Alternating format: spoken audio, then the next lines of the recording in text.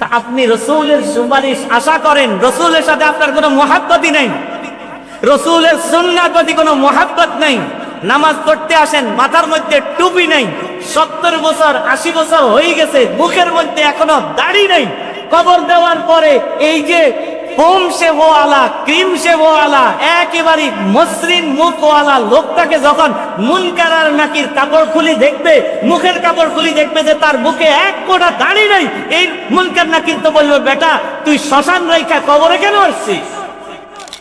আপনি টাকা দেন নাই, এটা বড় কথা নয়। আপনার টাকা আল্লাহর ঘরের জন্য আল্লাহ কবুল করেন নাই, যার কারণে আপনার পকেট থেকে টাকা বের হয় না। আল্লাহ কয়, তোর মতো লোকের টাকা আমার ঘরে আসার দরকার নাই।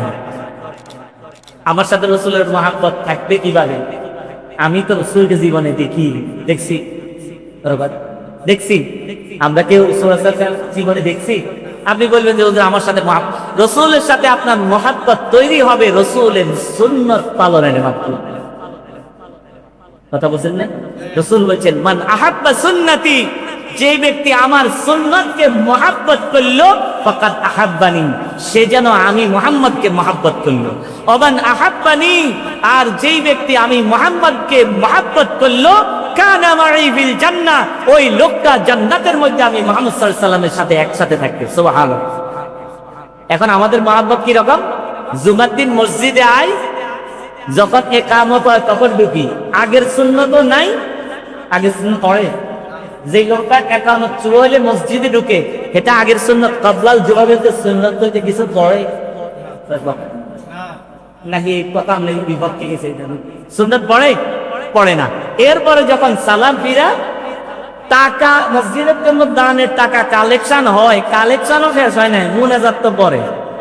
এই লোকগুলা সালাম ফিরানোর সাথে সাথে এইবার বের হওয়া শুরু হয়নি ভাই? হয়নি কই? যে রাসূল সাল্লাল্লাহু আলাইহি ওয়াসাল্লাম সারা জীবনে একদিনের জন্য তাহাজ্জুদ মিস করেন নাই, আপনি কয়দিন তাহাজ্জুদ পড়ছেন বল? কয়দিন তাহাজ্জুদ পড়ছেন? তা আপনি রসুলের সুপারিশ আশা করেন, রসুলের সাথে আপনার কোনো মহাব্বতই নেই, রসুলের সুন্নাহর প্রতি কোনো মহাব্বত নেই। নামাজ পড়তে আসেন, মাথার মধ্যে টুপি নেই, 70 বছর 80 বছর হয়ে গেছে, মুখের মধ্যে এখনো দাড়ি নেই। কবর দেওয়ার পরে এই যে ফোম সেবওয়ালা, ক্রিম সেবওয়ালা, একেবারে মসৃণ মুখওয়ালা লোকটাকে যখন মুনকার আর নাকির কাপড় খুলি দেখবে, মুখের কাপড় খুলি দেখবে যে তার বুকে এক কোটা দাড়ি নেই, এই মুনকার নাকির তো বলবে, বেটা তুই শ্মশান রেখা কবরে কেন আসছিস? তোর তো শ্মশানে যাওয়ার কথা, চিতার মধ্যে পড়ার কথা, তুই কবরে কেন আসছিস? ভুলে মনে হয় তোর কবর। আপনি রাসূলুল্লাহর সুপারিশ চান, আপনি রাসূলুল্লাহর মহাব্বত চান, আপনার মুখের মধ্যে দাড়ি নেই, উল্টা দাড়িওয়ালা করে টিটকারি করে না? কথা বলেন, করে কিনা? দাড়িওয়ালাদেরকে, টুপিওয়ালাদেরকে ছোট করে খাটো করে কথা বলে, নিজের মুখে তো দাড়ি নাই, দাড়ি রাখি লাভ কি? দাড়ি রাখি লাভ কি? দুনিয়ার আকাম দুকাম করে, আমরা আকাম করি না, দাঁড়িয়ে রাখি। আরে ভাই, আকাম দুকাম করবে না করবে সেটা তার ব্যাপার, সে রাসূলুল্লাহ সুন্নাহ দাঁড়িয়ে রাখছে, সেটা তো আলাদা একটা। কথা বুঝেন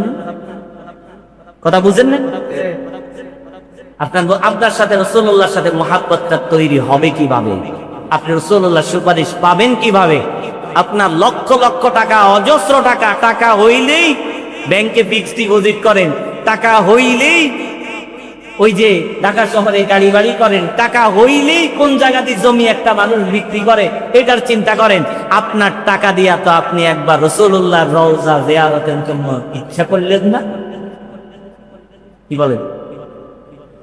অজস্র টাকার মালিক হলেন, আল্লাহর ঘর বাইতুল্লাহ জিয়ারত হজে গেলেন না, রাসূলুল্লাহর রওজা জিয়ারত মদিনায়ে মুনাওয়ারায় গেলেন না, শুধু টাকার মোহাব্বত করে দুনিয়া থেকে চলে গেলেন। আপনার জন্য রাসূল সুপারিশ করবে বলছে কোন পাগল? কে বলছে?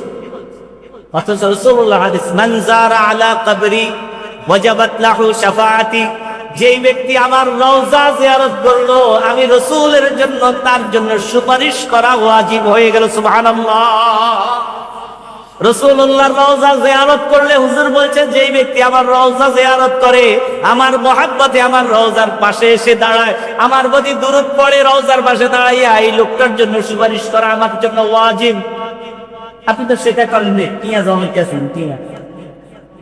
আল্লাযী জামাআ মালাও ওয়া আদ্দাদা, সুকুন জমায় আর নিরিবিলি হইলে দুয়ারদার বন্ধ করি গনে, গনে মানে বলছেন বাড়ছে কত, বাড়ছে কত। আল্লাহ বলছেন এদের কথা বল আছে না এরকম স্ত্রী পরিজন ব্যাগের আলাদা বাদ দি, ব্যাগ হুতি গেলে রাত দরজা দরজা আটকাইতে হাতে পান্ডি বলবে গনে জামা মালাও ওয়া আদ্দা, মাল খালি বাড়ায় আর গনে। কেন এটা কেন বাড়ায় জানেন? সে মনে করে ইয়াহসাবু আন্না মালাহু আখলাদা, সে মনে করে দুনিয়ার বুকে যে রকম টাকা দিয়া পয়সা দিয়া সুবিধা পাওয়া যায়, এই টাকা দিয়া পয়সা দিয়া সে মনে হয় এই দুনিয়ার বুকে অমর হয়ে থাকবে। এতে মনে করে আমার টাকাই আমাকে ভালো রাখবে, কিন্তু ভালো রাখার মালিক কে? কথা বলেন, ভালো রাখার মালিক কে? আল্লাহ। টাকা দিয়া যদি ভালো থাকতো, টাকা দিয়া যদি ভালো রাখা যাইতো, টাকা পয়সা দিয়া সম্পদ দিয়া যদি আরাম আয়েশ আর সুখ শান্তি কিনা যাইতো, হায়াত বৃদ্ধি করা যাইতো, তাহলে আমেরিকার প্রেসিডেন্ট একটাও মারা যাইতো। কি বলেন, যাইতো? আপনার সামনে আমাদের সামনে কোটি কোটি টাকার মালিক মরে যায় নাই? কথা বলেন, যায় নাই? কি করবেন টাকা দিয়ে? কি করবেন টাকা দিয়া? মসজিদের মধ্যে জুমার দিন 10টা টাকা দিতে পারেন না। আহা আহা, আমি যদি বলি আপনার পকেটে এই যে এখানে যত মুসল্লি আছে 10 টাকা দেওয়ার মতো ক্ষমতা নাই, এরকম একজন হাত তোলে, তুলবে কেউ?